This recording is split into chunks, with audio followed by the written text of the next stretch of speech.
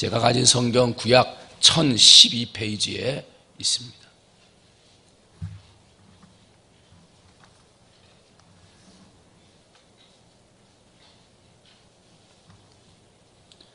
다 찾으신 줄 알고 이사야 38장 1절로 6절까지 제가 한 절 여러분이 한 절 마지막 6절 말씀 같이 합니다. 그때에 시기야가 병들어 죽게 되니 아모스의 아들 선지자 이사야가 나아가 그에게 이르되 여호와께서 이같이 말씀하시기를 너는 내 집에 유언하라 네가 죽고 살지 못하리라 하셨다이다 하니 이르되 여호와여 구하오니 내가 주 앞에서 진실과 전심으로 행하며 주의 목전에서 선하게 행한 것을 기억하옵소서 하고 히스기야가 심히 통곡하니 너는 가서 히스기야에게 이르기를 네 조상 다윗의 하나님 여호와께서 이같이 말씀하시기를 내가 네 기도를 들었고 네 눈물을 보았노라. 내가 내 수한에 15년을 더하고 너와 이 성을 아수르 왕의 손에서 건져내겠고 내가 또 이 성을 보호하리라. 아멘. 할렐루야. 조금만 더 올려주세요. 미국의 제35대 대통령을 지냈던 제임스 케네디, 존 F 케네디 대통령이 재임을 하기 위해서 재임 선거 유세를 하고 있었어요. 그래서 달라스라고 하는 동네 지역에 가서 이제 다음 대통령 다 됐다 말이지. 선거 판세가 당신이 재임할 수 있다 말이지. 해가지고 막 기쁜 마음으로 환영하는 군중들에게 손을 들면서 딱 나가다가 오스왈드라고 하는 사람이 쏜 총탄에 맞아가지고 그 자리에서 쓰러졌습니다. 대통령이 되는 줄 알고 말이죠. 야, 여기서 지금 선거에서 내가 이기겠다는 기쁜 마음으로 손을 흔들고 나갔는데 손을 들고 나가는 그 자리에서 내가 총을 맞아 죽는다는 생각은 하지 못했어요. 존 F 케네디가 달라스로 갔던 그 여행은 영원히 돌아올 수 없는 저승길이 되었어요. 1963년 그의 나이 46세 때 일입니다. 46세. 그로부터 5년이 지난 다음에 이 케네디 대통령의 동생이었던 로버트 케네디 상원의원이 형을 이어서 대통령이 되고 형의 억울한 죽음을 풀어보겠다고 대통령 선거에 나섰어요. 그래가지고 미국 전역에 돌풍을 일으키면서요, 이제 거의 예비선거에서 승리해가지고 이제 시간과 절차만 지나면 대통령이 될 것이다. 이렇게 지금 결정되어져 있는 상태예요. 1968년 캘리포니아의 어느 호텔에서 자기를 지지하는 사람들과 함께 환담하고 얘기하고 하다가 거기에서 서한이라는 사람이 쏜 총탄에 맞아서 그도 죽게 됩니다. 조금 전까지만 해도 대통령이 된다, 부푼 꿈을 안고 나를 도와준 사람들에게 고맙다 감사하다 인사하면서 밥 먹었는데 그 자리가 자기의 마지막이 되리라 생각하지 못했어요. 그때 나이 42살이에요. 42살. 이 죽음은 누구도 모르게 찾아오는 거예요. 나이를 불문하고 오는 거예요. 장소를 불문하고 오는 게 죽음이라는 거예요. 그 죽음에서 누구도 예외가 있을 수가 없어요. 오늘 본문에 보니까 히스기야가 이사야로부터 사형 선고를 받았어요. 네가 죽으리라. 사형 선고를 받은 거예요. 사형 선고. 그때 히스기야가 병들어 죽게 되니 아모스 아들 선지자 이사야가 나아가 그에게 이르되 여호와께서 이같이 말씀하시기를 너는 너 집에 유언하라. 네가 죽고 살지 못하리라. 무슨 병에 걸렸는지 어떤 것 때문에 죽게 되었는지 원인과 이유도 없고 하나님이 왜 지금 히스기야를 죽이려고 하는지에 대한 설명도 없이 무조건 너 가서 유언하라는 거예요. 네 생명 끝났다는 거예요. 사망 선고 지금 대개 받게 되었다는 거예요. 언젠가는 다 죽지만은, 언젠가는 다 우리의 생명이 끝나는 줄 알지만은 너 죽는다 좋아할 사람이 어디 있습니까? 언젠가는 내 생명이 끝나서 하나님 앞에 간다 이거 다 알고 있지만 너 내일 죽는다 그거 좋아하는 사람이 어디 있냐 말이에요. 없다는 거예요. 성경은 뭐라 그래요? 한 번 죽는 것은 사람에게 정해진 것이고 그 후에는 뭐가 있어요? 심판이 있다. 심판. 모든 사람은 다 몇 번 죽는다? 한 번은 죽는다. 왜? 한 번 죽으면 끝이니까 두 번 죽을 수가 없지. 죽음은 확실한 거예요. 그 누구도 죽음에서 벗어날 수가 없어요. 의술이 아무리 발달해도 죽는 순간에 구원받을 사람 없고요. 세상에 있는 모든 돈을 다 갖다 주고 너 지금 죽는다 그럴 때 돈을 다 갖다 줘도 살아날 사람 없어요. 아무리 착하게 살아도 죽음에서 벗어날 수 있는 사람 없고 세상에 어떤 힘을 가지고도 내가 죽는 자리에 누워있는 나를 일으켜 세워줄 사람이 없어요. 다윗은 뭐라고 고백을 하냐면 죽음과 나 사이는 한 발자국 거리밖에 없다. 죽음과 나 사이는 한 발자국 거리밖에 없다. 자칫하면 간다는 거예요. 한순간에 하나님이 말씀하시면 그냥 가는 게 우리의 인생이라는 거예요. 그런데 죽음으로 끝납니까? 아니에요. 죽은 다음에 뭐가 있어요? 심판이 있어요. 세계제 2차 세계대전이 한참 일어날 때 전쟁터에 목사님들이 군목으로 많이 나갔습니다. 나가가지고 죽음 전쟁터에서 죽어가고 막 지금 막 하는 사람들에게 세례를 베풀고 마지막 죽음의 때 예수 믿고 천국 가라고 막 하는 이런 활동들을 목숨을 걸고 했던 군목 목사님들이 많이 생겼는데 어떤 목사님이 봤더니 한 병사가 총에 맞아가지고 거의 죽을 지경에 이르렀다는 거예요. 그래가지고 그 병사를 찾아가서 얘기했어요. 여보게, 자네는 죽는 것이 두렵지 않는가? 그때 지금 이 사람이 화를 내더래요. 목사님, 제가 지금 죽어가는 거 안 보이십니까? 제가 지금 여러 전쟁터를 누비면서 그 모든 총탄 가운데 몇 번의 죽음의 고비를 넘기고 이 두려움 없이 살았던 사람인데 죽음이 두렵다니요? 죽음이 두려웠으면 전쟁터에 나오지도 않았습니다. 하고 화를 내더라는 거예요. 근데 목사님이 차분하게 또 물어보더래요. 그러면 병사, 지금 이렇게 죽어가는데 죽은 다음에 어떻게 될지 준비는 했는가? 그걸 물어보대요. 그렇게 화를 내고 내가 두려움이 어디 있냐고 말이지 그렇게 소리를 지르던 사람이 죽음 이후의 삶이 어떻게 될지 준비했느냐? 이 말을 물어보니까요, 아무 말을 못하더래요. 그러면서 하는 말, 목사님, 제가 전쟁이 두려운 게 아니라 지금 죽는다는 것이 두려운 것이 아니라 죽은 다음이 두렵습니다. 왜? 뭐가 있으니까? 심판이 있으니까. 여러분, 죽는 게 두려운 거예요? 죽은 다음에 심판이 있는 게 두려운 거예요?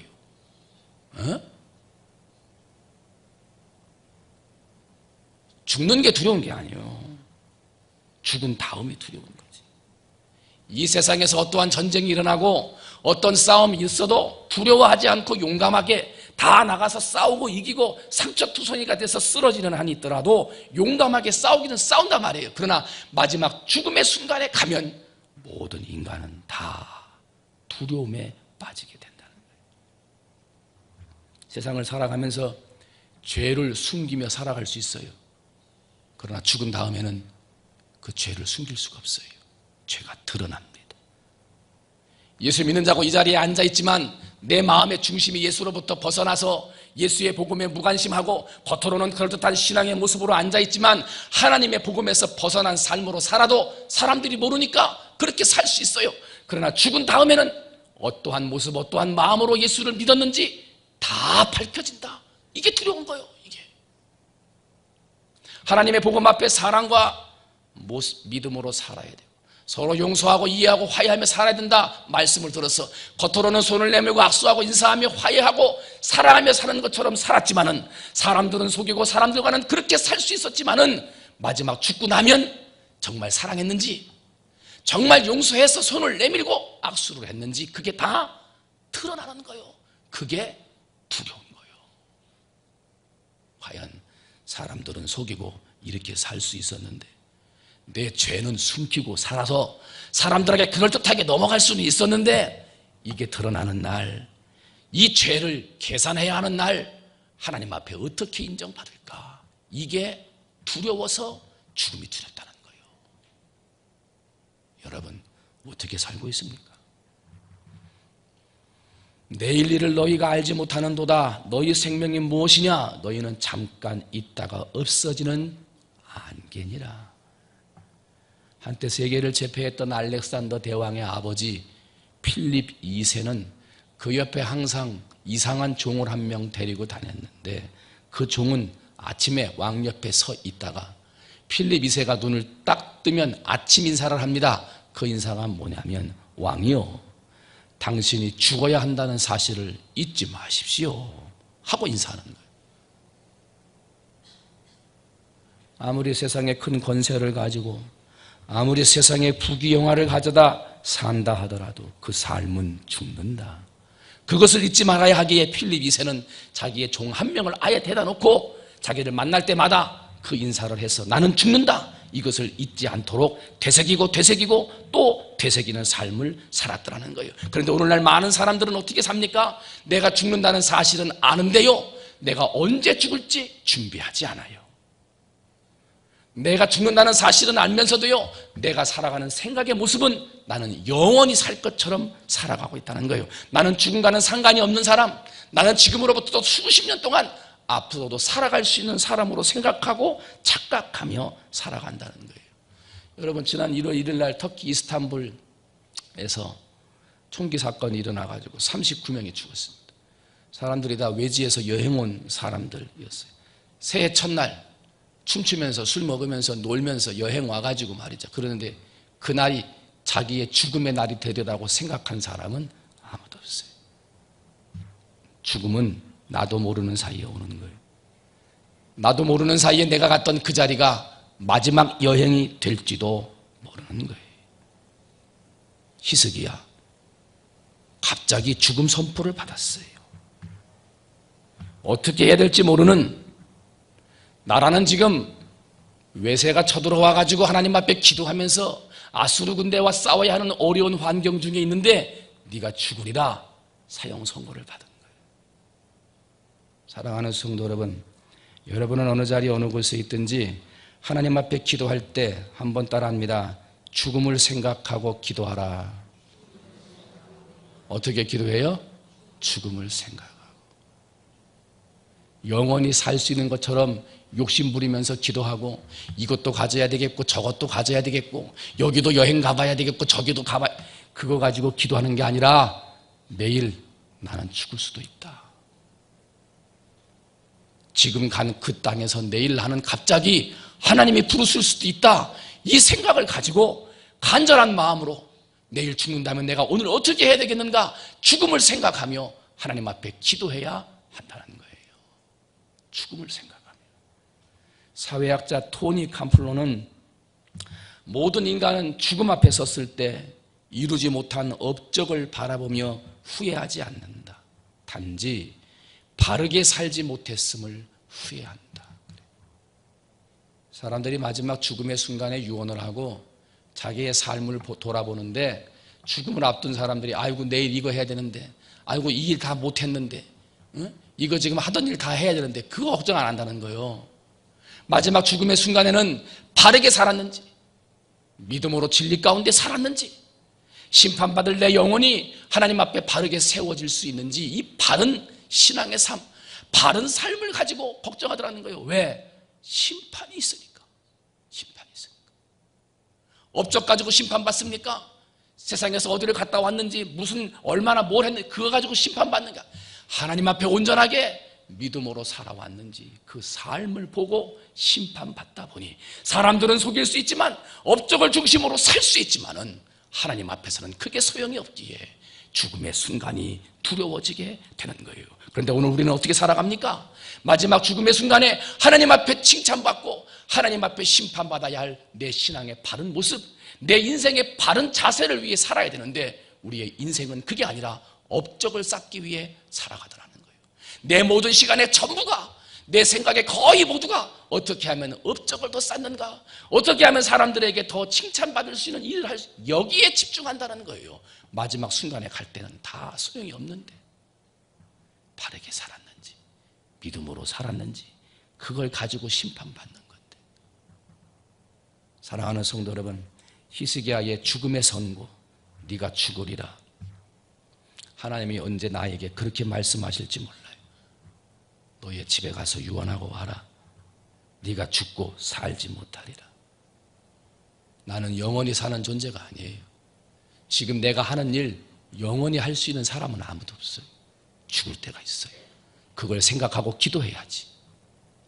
죽음을 준비하며 기도해야 하고, 지금 당장 하나님이 내 생명을 오라 해도 기꺼이 하나님 앞에 드릴 수 있도록 믿음으로 준비하고 죽음을 준비하며 기도할 수 있는 여러분이 되시기를 주님의 이름으로 축원을 드립니다. 눈앞에 보이는 업적만 쫓으며 살아가지 말고 언제든지 하나님이 나를 부를 수 있음을 기억하셔서 기도할 수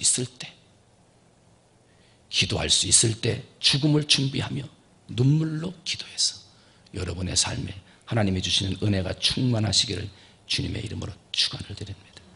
두 번째로 히스기야가 가지고 있는 오늘의 본문의 말씀을 통해서 2절 말씀 봤더니 히스기야가 얼굴을 벽으로 향하고 여호와께 기도하고 그랬습니다.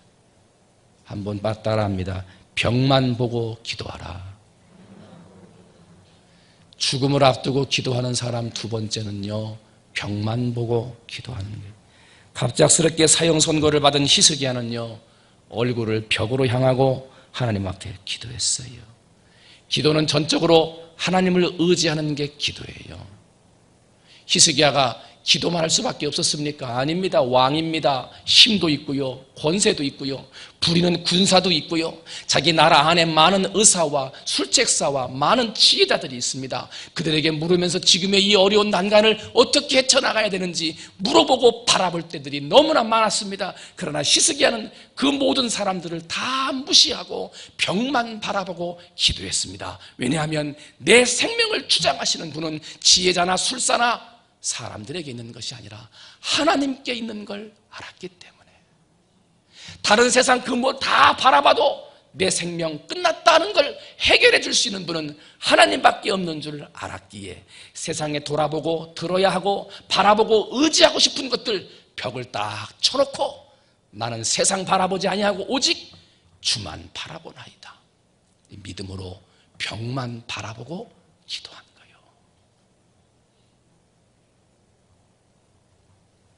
하나님의 손에 내 생사가 달려있고 하나님이 고개를 돌이키시면 내 생명 끝난다는 걸 알았기에, 그래서 그는 하나님만 바라보나이다 믿음으로 벽만 바라보고 기도했던 거예요.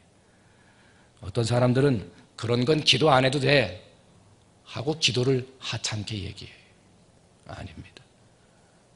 우리는 큰 질병이나 큰 어려움이 있을 때만 하나님만 바라보고 기도하는 게 아니라 작은 것, 하찮은 것, 그런 건 기도하지 않아도 된다고 하는 그런 것까지도 하나님 앞에 기도해야 돼요. 내 인생 전부를 하나님 앞에 맡기며 기도하는 마음의 자세가 거기로부터 시작되는 거예요.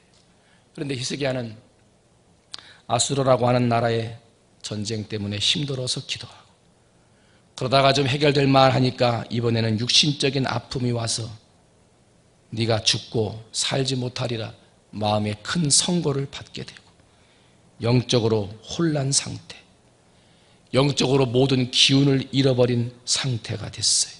기도하기 어려웠고 기도할 마음도 없었고 어떻게 해야 할지 모르는 그 순간에 평소에 기도했던 사람, 항상 하나님을 바라봤던 히스기야는 본능적으로 하나님 앞에 기도했어요.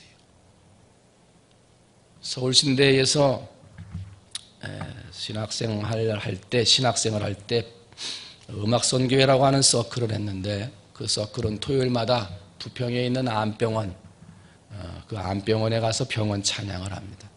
그래서 복도 끝 저 6층 꼭대기서부터 오른쪽 끝에 찬양 하나 하고 이쪽 왼쪽 끝에 찬양 하나 하고 계단으로 내려가서 또 5층에 가서 찬양하고 이렇게 하고, 병실에서 누가 좀 요청하면 병실에 들어가서 찬양하고 기도해주고 그거를 해요. 근데 여기 봤더니 우리 교수님, 뭐 누구라고 이름 말하기 그렇지만 은퇴하신 교수님 어머니가 권사님인데 그때 그 병원에 입원 중에 있었어요. 찬양하는 소리를 듣고 교수님이 뛰쳐나왔는데 봤더니 자기 제자들이거든. 너무나 감사하고 고마워서 들어와가지고 기도해달라. 우리 어머니가 아무래도 마지막이신 것 같다. 들어갔어요. 갔더니 정말 마지막이신 것 같은데 침대에 누워가지고 빼짝 말라가지고 몸을 움켜놔가지고 이렇게 쓰러져 계신 거예요. 그때 찬양하는데요, 쓰러져서도 기도하더라고요. 그 빼짝 말라가지고 저게 사람인가 할 정도로 꿈꾸려가지고 쭈그려 있는 그 할머니 권사님이 그 쭈그러지고 누워있는데도 기도하더라. 그 기도는 어떻게 하는 거요? 평소에 기도하지 않았으면 그때 기도 못하는 거예요. 평소에 기도를 본능적으로 기도하지 않았으면 작은 것이라도 하찮은 것이라도 하나님의 이름을 부르며 기도하는 훈련이 되어 있지 않으면 마지막 그 죽음의 순간, 빼빼 말라서 웅크리고 있는 그 순간에 기도가 나올 수 없는 거예요. 여러분, 정말 기도가 필요한 건 내 영혼이 마지막 죽을 때 아닙니까? 그런데 평소에 기도 훈련되어 있지 않으면 그때 기도가 안 나오는 거예요. 문제가 생기고 겹쳐서 오면 기도가 안 나오더라 말이에요. 여러분, 하나님 아버지 앞에 주만 바라보며 벽만 바라보며 기도하는 훈련의 성도들이 되시기를 주님의 이름으로 축원을 드립니다. 아무리 하찮은 것, 야 그런 것까지 기도하냐? 아닙니다. 그런 것까지라도 기도해야 합니다. 그것으로 훈련되고 내가 기도로 무장되고 내 삶이 기도로 단단하게 무장되어 있을 때 아무로 힘들고 웅크러져 있고 빼짝 말라 도저히 기도할 수 없을 것만 같은 마지막 순간에도 눈물을 흘리며 기도하게 되더라는 거예요. 왜? 평소에 그렇게 기도했기 때문에. 너는 이런 상황에 기도가 나오냐? 어떤 사람들은 그래요. 우리 기도하는 사람은 이런 상황에도 기도해야 돼요. 야, 지금 기도가 나와? 기도해야 돼요. 본능적으로 깨어서 하나님 앞에 기도해야. 우리는 기도할 수 없을 때, 기도할 수 없는 어려운 문제가 겹쳐올 때, 그때도 기도할 수 있게 되는 거예요. 히스기야는 다른 길을 찾을 수 있었어요. 다른 사람들을 의지하며 물어볼 수도 있었어요. 그러나 그렇게 하지 않고 다 차단하고 벽만 바라보고 하나님만 바라보며 기도하는 거예요. 그 벽 위에서 바라보시는 분, 그 벽 너머에서 히스기야의 기도를 들으시는 분이 계셨으니 그분이 바로 하나님이에요. 세상의 모든 걸 다 무시하고 세상의 그 모든 방법을 다 벽으로 쳐놓고 야, 너 그게 기도가 되냐? 지금 뭐 보고 기도하냐? 사람들은 그럴지 몰라도 사람들은 아무것도 보이지 않아도 우리의 벽만 바라보고 기도하는 모습을 바라보는 분이 계시며 벽만 바라보고 기도하는 우리의 기도 소리를 들으시는 분이 계시니 사랑하는 성도 여러분, 하찮은 것이라도 조그만 것이라도 본능적으로 하나님의 이름을 부르며 면벽 기도, 벽만 바라보고 기도하는 주만 바라보나이다 그 믿음으로 기도하셔서 무엇을 가지고 기도하든지 응답받는 여러분이 되시기를 주님의 이름으로 축원을 드립니다. 마지막 세 번째로 히스기야의 기도를 통해서 죽음을 준비하며 기도하고 벽만 바라보고 기도하고 세 번째는 통곡하며 기도하는 거예요. 한번 따라합니다. 통곡하며 기도하자. 이르되 여호와여 구하오니 내가 주 앞에서 진실과 전심으로 행하며 주의 목전에서 선하게 행한 것을 기억하옵소서 하고 히스기야가 심히 통곡하니. 통곡한다는 말은 울었다는 얘기예요. 그냥 내가 감정이 복받쳐가지고 운 게 아니에요. 문제가 자꾸 생기니까 서러워가지고 운 것도 아니에요. 하나님 내게 왜 자꾸 이런 문제를 주시냐고 마음이 답답해서 운 것 아니에요. 하나님이 내 안에 우러나오는, 진정으로 이 눈물이 어디서 나오는지 모르는 주체할 수 없는 눈물. 이런 어려움 중에도 하나님을 바라볼 수 있는 믿음이 있음에, 겹겹이 쌓여져 있는 이 어려움 중에도 벽만 바라보고 주만 바라보고 기도할 수 있는 믿음이 있음에 감사하고 나도 모르게 내 속에서 터져나오는 깊은 울음의 소리, 그 기도, 그 통곡의 눈물을 말하는 거예요. 그냥 서러워서 울고 답답해서 울고 말이지, 문제가 2개, 3개 왔다고 화가 나서 울고 그런 울음이 아니라 그럼에도 하나님을 바라볼 수 있고 그럼에도 하나님 앞에 기도할 수 있는 믿음이 있음에 감사하며 기도할 때 나도 모르게 어디서 터져나오는지 모르는 깊은 울음의 기도, 그 기도가 하나님 앞에 상달되고 응답되는 기도가 된다는 거예요. 야, 너 그거 안 된다. 아버지가 한마디 해도 애들이 울면 아버지는 마음이 바뀌는 거예요. 울음 앞에 장사가 없어요. 눈물을 흘리면 그 안에 응답이 반드시 있어요. 답답한 거, 서러운 거, 화난 눈물이 아니라 감사의 눈물. 문제가 있지만 그래도 감사하고, 힘들고 어려운 환경이지만 그래도 기도의 자리에 나와 있음에 감사합니다라고 하나님 앞에 눈물 흘릴 줄 아는 여러분이 되실 때, 여러분의 그 눈물이 하나님 앞에 상달되고 그 마음을 움직이는 능력의 눈물이 될 줄로 믿습니다. 병을 낫고 난 다음에 15년의 삶을 연장받은 다음에 10절부터 히스기야의 노래가 나와요. 18절 봤더니 수월이 주께 감사하지 못하며 사망이 주를 찬양하지 못하며 구덩이에 들어간 자가 주의 신설을 바라지 못하되. 그래요. 죽으면 못한다는 거요. 뭘 못하느냐? 감사도 못하고 찬양도 못하고 하나님을 믿지도 못한다. 죽으면. 그러면서 19절에 오직 산자 곧 산자는 오늘 내가 하는 것과 같이 주께 감사하며 주의 신실을 아버지가 그의 자녀에게 알게 하리이다. 히스기야가 왜 눈물을 흘리며 통곡하면서 하나님 앞에 눈물을 기도했는지 그 다음 절에 나오는 거예요. 하나님 아버지, 내가 하나님 앞에 더 예배하기를 원하고 하나님 앞에 더 감사하기를 원하고 하나님의 이름을 신실하게 믿음으로 나가기를 원하오니 아버지 내 생명을 연장하여 달라고. 하나님, 나 죽으면 억울합니다. 지금 해야 할 일이 많습니다. 하나님, 지금 죽으면 너무 빠릅니다. 그걸 가지고 답답해서 눈물을 흘리는 것이 아니라 하나님, 내가 죽으면 하나님 앞에 감사도 못하고 지금 내가 죽으면 하나님 앞에 찬양도 못하오니 하나님 나를 살려주옵소서. 살려주시면 더 감사하고 더 찬양하고 더 헌신하고 더 충성하겠으니 아버지 나를 살려달라고 눈물로 기도했고, 그 기도가 응답되어져 15년의 삶을 연장받은 다음에 하나님 앞에 감사하는 거예요. 하나님 감사합니다. 찬양할 수 있게 기회 주시니 감사하고 다시금 하나님 앞에 헌신할 수 있게 해주시니 감사합니다 라고 그 다음 절에 감사의 내용을 쓰고 있는 거예요. 사랑하는 성도 여러분, 어느 자리에 있든지 통곡하며 기도하되 내 육신의 삶을 위해서 억울해서 답답해서 문제 때문에 힘들어서 흘리는 눈물이 아니라 하나님의 일을 더 하지 못해서 하나님 앞에 더 헌신하고 감사하지 못해서 지금 죽으면 하나님의 영광을 가리고 신실함을 가릴까 봐 하나님 아버지 나를 살려달라고 하나님의 영광을 위해 기도하는 여러분이 되시고 하나님의 영광을 위해 눈물 흘리는 여러분이 될 때 그 눈물의 기도는 능력의 기도가 되어 여러분을 살리고 문제를 해결하고 구원해주는 귀한 눈물이 되어질 줄로 믿습니다. 여러분, 이 밤에 지금까지 하나님 앞에 기도했던 기도의 제목들이 답답한 일들, 해결되지 않는 일들, 화나는 일들, 하나님 내게 왜 이런 일이 있습니까?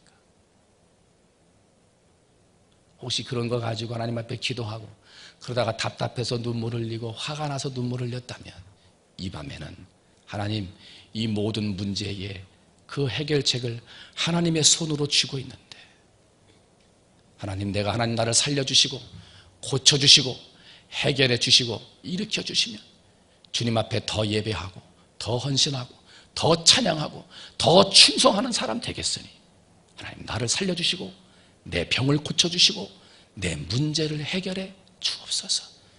그런 마음으로 믿음으로 드릴 때 나도 모르게 내 속에서 흘러나오는 통회의 눈물, 회개의 눈물, 감사의 눈물이 흘러 이 밤에 히스기야에게 주셨던 하나님의 축복이 여러분에게 임하게 되는 이 밤이 되시기를 주님의 이름으로 축원을 드립니다. 우리는 죽습니다. 죽는 순간에는 업적을 가지고 가는 게 아니에요. 바르게 살았는지 정말 믿음으로 살았는지 그걸 보는 거예요. 사람은 속일 수 있어서 악수하고 사람은 속일 수 있어서 죄를 감출 수 있지만 마지막 죽고 나면 숨길 수가 없어요. 그래서 죽음이 두려운 거예요. 여러분, 죽음을 두려워하지만 말고 이 땅에서 믿음으로 바르게 살아 작은 것까지도 본능적으로 하나님 앞에 기도해서 죄사함의 은혜를 받고 정말 기쁨으로 죽음의 순간을 맞이해야 될 줄로 믿습니다. 기도할 때 세상 다른 것 바라보지 말고 병만 바라보고 의지할 것이 있어도 찾아갈 사람이 있어도 도움을 요청할 것들이 있다 하더라도 그런 것들은 다 벽으로 막아버리고 온전히 나의 도움은 하나님께로부터 옵니다. 그 믿음을 가지고 벽만 바라보고 주만 바라보며 기도하나이다. 그렇게 기도하셔서 기도 응답 받으시기를 바랍니다. 뿐만 아니라 답답해서 억울해서 화가 나서 흘리며 기도하는 눈물이 아니라 더 감사하지 못하고 더 찬양하지 못하고 지금 죽는다면 더 예배하지 못하고 헌신하지 못하오니 하나님 영광 가릴까 두렵사오니 믿음으로 기도하는 그러한 기도, 그러면서 내 속에서 우러나오는 터져나오는 어디에서 이런 눈물이 나오는지 모르는 깊은 통곡의 눈물을 흘리며 기도하셔서 하늘의 보좌를 움직이며 하나님의 영광을 드러낼 수 있는 우리 성도님들이 되시기를 주님의 이름으로 축원을 드립니다. 우리 하나님의 사랑을 사모하는 자